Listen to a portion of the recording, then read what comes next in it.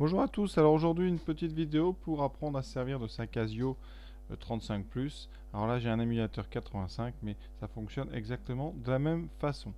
Donc c'était une sorte de tuto sur les suites. Alors je vais vous présenter un petit peu le menu récurrence de votre Casio au travers de l'étude de 5 suites.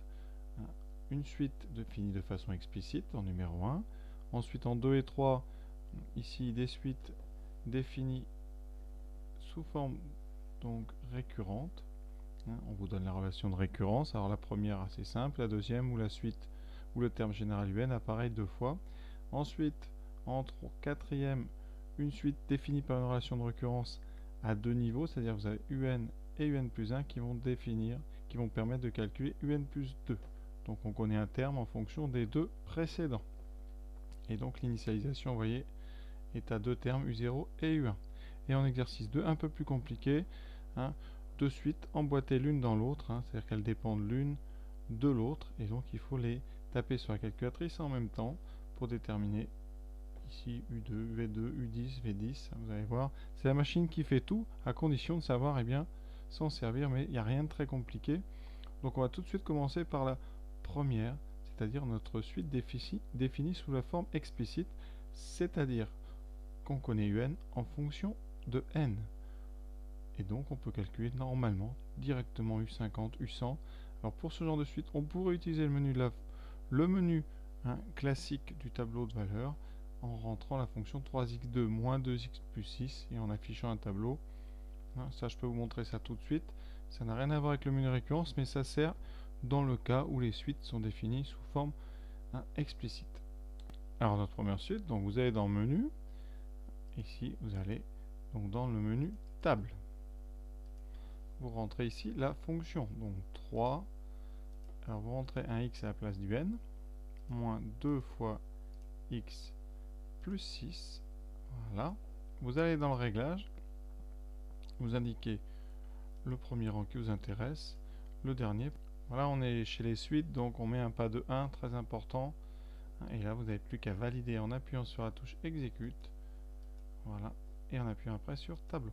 Et vous avez comme ça, dans la colonne de droite, les images par la fonction 3x2 moins 2x plus 6. Et vous avez les images de tous les entiers. Ce sont donc les termes successifs de la suite UN. Donc voilà, vous voyez, jusqu'à ce qui nous intéresse. Si vous voulez le centième avantage, vous pouvez l'avoir directement en tapant normalement sur votre calculatrice 100 et ça s'affiche. Alors, évidemment, là on est dans un registre un peu différent. Donc je vais vous montrer un petit peu comment on pourrait faire ça avec le mode spécial qu'il y a dans la calculatrice. C'est le mode ici récurrence. Alors vous remarquez ici le petit dessin, si vous n'avez pas remarqué, ça c'est le tracé graphique d'une suite avec le fameux escalier et ici le petit escargot dont on parlera quand on étudiera les suites graphiquement. Mais c'est pour ça qu'il y a un dessin un petit peu que vous n'avez peut-être pas reconnu au départ. Donc là vous avez exécuté, donc je vais effacer ce qu'il y a déjà, voilà.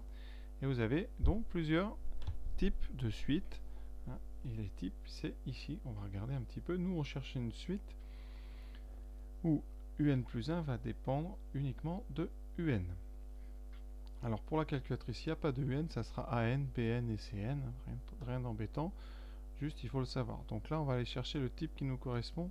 Le type, c'est donc... Alors, il y a trois types de suites. Donc en F1, les suites du type UN, une fonction de n. Ici, ils ont donné un exemple de fonction affine, mais voilà, une fonction de n. Ça veut dire c'est notre premier. En F2, UN plus 1 dépend de AN, c'est-à-dire de UN et de n. Ici, j'en ai pas mis, mais il faudra peut-être que je vous montre un petit peu. Et en F3, vous avez donc UN plus 2 qui dépend de UN plus 1 et de UN. Et ici, certainement d'une fonction de n. Donc, on commence tout de suite avec le premier. Alors, pour le premier, donc on appuie sur F1, voilà. Et vous avez à disposition la touche ici uniquement n, qui sera la variable. Donc là, on va indiquer 3, donc n carré, moins 2, donc n, plus 6. Le n est ici en F1. Et vous avez, voilà. Et comme dans beaucoup d'endroits, on va régler avec la touche 7, ici en F5. Et vous pouvez dire le début, par exemple 0, et ensuite en descendant, vous mettez 100, et vous aurez le tableau de valeur qui apparaît avec les termes de la suite UN. Vous voyez, rien de bien compliqué. Alors maintenant, pour la suite numéro 2, on va voir, c'est une autre forme qu'il faut utiliser, un autre type. Mais je vais peut-être répondre tout de suite à toutes les questions. Ici, je vais vous demander de conjecturer le sens de variation. Alors, eh bien, vous voyez, on va de 6, 7, 14, 27, 30, voilà. Eh bien, on voit bien que le sens de variation semble être croissant et la limite, vu la vitesse de croissance, semble être plus l'infini. Donc ça permet comme ça de faire des conjectures assez rapides, juste en regardant les valeurs du tableau. Vous voyez, ça a l'air de croître et ça a l'air de grandir vraiment vite. Donc on a une limite en plus l'infini certainement à démontrer par la suite. Donc là, numéro 2. Alors, donc on revient à notre menu juste avant, on efface ce qu'il y avait, voilà, on efface donc ici AN, et on va rentrer donc notre UN. Il nous faut UN, UN plus 1 en fonction du N. Donc dans type, eh bien, on va utiliser le F2, qui fait apparaître ici, si on appuie sur cette touche, il fait apparaître N, AN, et deux autres suites si on a besoin de suites qui dépendent les unes des autres. Donc AN plus 1, on va écrire deux fois, donc AN, c'est-à-dire que UN plus 1 égale 2 fois UN. Ici, j'ai besoin de moins 8, donc on tape moins 8. Voilà. Alors, si vous aviez eu besoin, par exemple, de moins 8n, eh bien, vous appuyez sur moins 8 et vous auriez votre fonction de n. Voilà. Rien de difficile. Et donc, vous validez et vous allez régler. Alors là, il faut régler, il faut entrer U0 égale 3. Donc, c'est pas dans Start ou dans N, ça c'est nos calculs. C'est dans A0. Ici, vous devez dire que A0 qui est U0 vaut 3. Voilà. Et vous n'avez plus qu'à sortir de là, appuyer sur table et tout se fait ici. Colonne de droite, vous avez tout vos valeurs de la suite. Alors, en ce qui concerne les conjectures qu'on peut faire, vous voyez ici, on a une suite qui semble clairement décroissante, qui descend, qui décroît très vite. Donc la limite peut être moins l'infini avec une suite décroissante. Troisième type de suite, c'est le même, sauf que j'ai choisi de mettre deux fois UN, deux fois le terme général dans la formule. Vous allez voir, ça ne change rien. Donc dans type, on choisit le type F2, voilà, et ensuite on va écrire donc moins 1 demi, donc moins 0,5 fois AN au carré, plus AN, c'est-à-dire plus ici UN, et plus 1. Et voilà, dans 7, vous allez entrer la bonne valeur pour A0, pour U0, donc ça fait 1. Et vous n'avez plus qu'à appuyer sur table et toutes les valeurs sont là. Alors conjecture, là, alors au niveau des variations, au début ça augmente, ensuite ça baisse, ça augmente, ça baisse, ça augmente, ça baisse, ça augmente. Voilà. Donc là, il n'y a pas l'air d'avoir de variation constante, donc ça. Et ensuite la limite, par contre, vous voyez, ça a l'air de se rapprocher de 1,41, 42, voilà. Donc on a une suite qui semble convergente vers 1,41, 42. Voilà. Et vous voyez, en continuant, ça ne bouge plus du tout. Passons maintenant au quatrième. Alors le quatrième, c'est une suite définie par une relation de récurrence, mais à deux niveaux, c'est-à-dire que vous avez UN plus 2 en fonction de UN plus 1 et de UN. Et ça, donc voilà, je fais un peu nettoyage. Dans le type, vous l'avez, c'est le type F3. Ce qui fait que quand vous allez commencer à rentrer votre calcul, vous avez possibilité ici de mettre AN et AN plus 1. Et vous voyez qu'au départ, n'est plus écrit AN plus 1, mais AN plus 2. AN toujours, c'est notre UN. Donc là, on va faire 2 fois UN plus 1, donc 2 fois AN plus 1, moins 3 fois UN. Et ici, c'est pareil, vous pouvez rajouter un petit bout de formule en plus 3n carré, si vous avez envie, plus 4n carré, plus racine de n, voilà, tout ce que vous voulez. Après, vous validez, vous allez régler, parce que là, il faut bien régler A0, c'est 1, et A1, c'est moins 2, c'est-à-dire U1. Il y a deux nombres à régler, moins 2. Et comme tout à l'heure, vous validez, et vous avez vos valeurs ici qui s'affichent comme d'habitude. Alors là, au niveau de la variation, ça a l'air de monter, descendre, le signe change, vous voyez, il y a alternance de signes. Par contre, les valeurs ont l'air de plus en plus grandes. Donc ça a l'air d'aller vers plus l'infini et moins l'infini, c'est-à-dire ça doit alterner des très grands nombres positifs, des très grands nombres négatifs. Voilà, c'est tout ce qu'on peut faire, donc ce n'est pas convergent. Le signe change trop et elle ne semble ni croissante ni décroissante, voilà, pour les mêmes raisons d'alternance de signes. Voilà, maintenant il nous reste, là on a vraiment couvert quasiment 95% de ce qui peut vous arriver. Hein. Alors exercice 2 qui concerne beaucoup les spécialistes, hein, et ceux qui feront spécialité maths en terminale, hein, mais c'est aussi très classique, c'est de mélanger deux suites, c'est-à-dire qu'elles sont interdépendantes, et là la calculatrice Casio a tout prévu. Hein, vous avez évidemment, c'est un type ici, alors vous avez un plus 1 en fonction du n, donc c'est le type 2.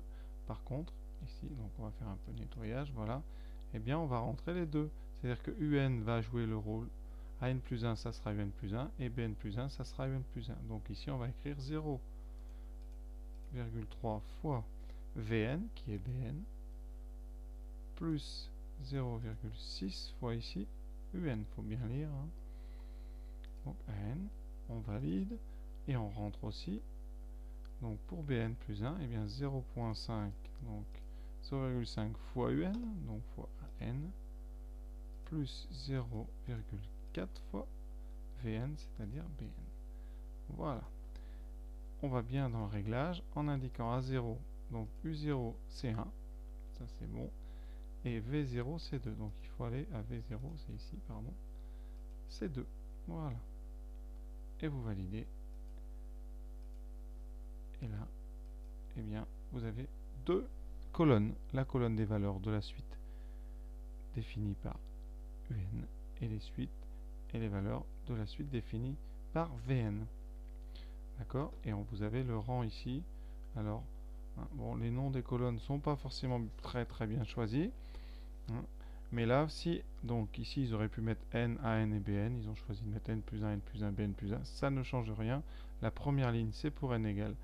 Donc, c'est u0 et v0. Vous voyez, 1, 2. La deuxième ligne, c'est v1 et b1. Vous voyez, parce que ici, c'est n plus 1. Donc là, comme vous avez n plus 1, vous aurez ici le même indice que vous avez écrit dans la première colonne. Donc là, si j'ai un 1, c'est A1 et c'est B1. Si j'ai un 2, c'est A2 et B2. Et en continuant, voilà. Alors on peut aller jusqu'à U10 très vite, vous voyez. Donc ici, eh bien, A10 c'est 0,48 à peu près et BN c'est 0,48. Donc les deux suites semblent identiques. Voilà, c'est-à-dire qu'à un moment, eh bien, les deux termes, voilà, sont les mêmes. Bon, rien d'étonnant, ça arrive souvent. Alors, est-ce que les suites sont monotones? On va regarder la première colonne, on va regarder A. Hein, il semble que A diminue progressivement jusqu'à 0,40, jusqu'à 0,20. Voilà, ça continue. Hein, jusqu'à... Bon, après ça va aller vers 0. Maintenant, ça remonte, donc ça a l'air vraiment d'osciller. Là, il n'y a pas... Hein, ça descend très bas. Par contre, là, on est vraiment sur une toute petite valeur. Donc, on peut peut-être conjecturer une limite ici égale à 0, d'ailleurs pour les deux suites qui semblent avoir à la fin la même valeur, c'est-à-dire se rapprocher de 0. Donc bilan, les suites semblent-elles monotones?